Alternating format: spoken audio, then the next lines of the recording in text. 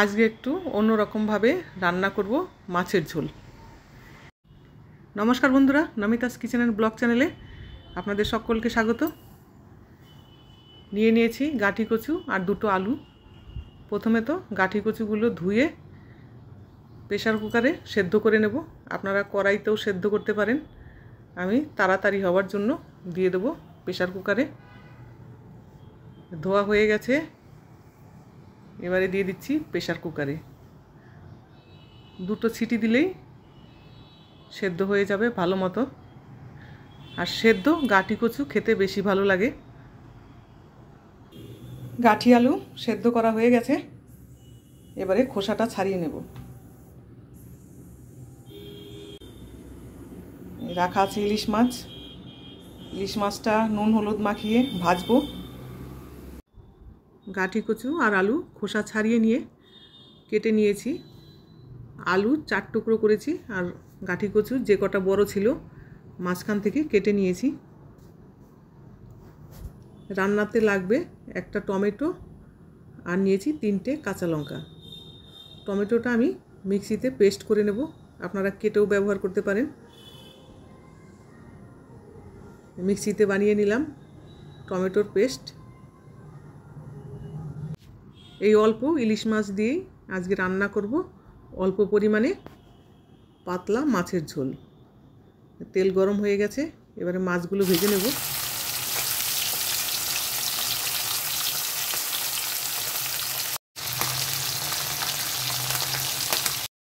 হয়ে গেছে মাছ ভেজে নেওয়া, এবারে তুলে নেব।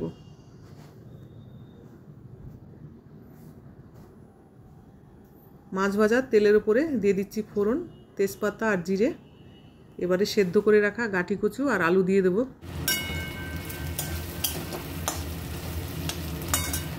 দেব বেটে রাখা টমেটো।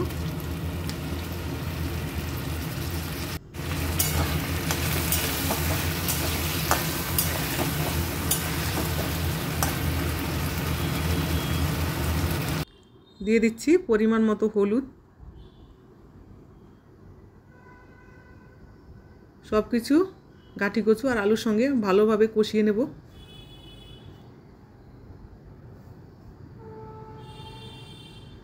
হয়ে গেছে কষানো, এবারে দেব গরম জল।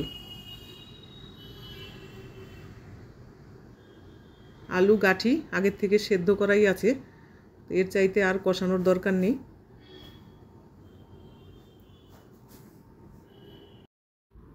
গাঁঠি কচু আর আলু সেদ্ধ করে ছোট মাছ দিয়ে রান্না করলেও ভীষণ ভালো লাগে খেতে। এবারে দেব চিড়ে রাখা কাঁচা লঙ্কা। ঝালটা আপনাদের পছন্দ মতো দেবেন। দেব ভেজে রাখা মাছ।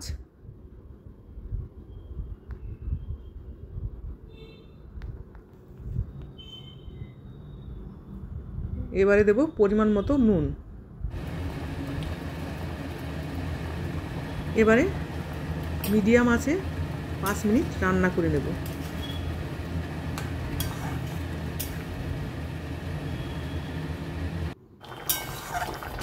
পাঁচ মিনিট বাদে দেব একটু ভাজা জিরের গুঁড়ো।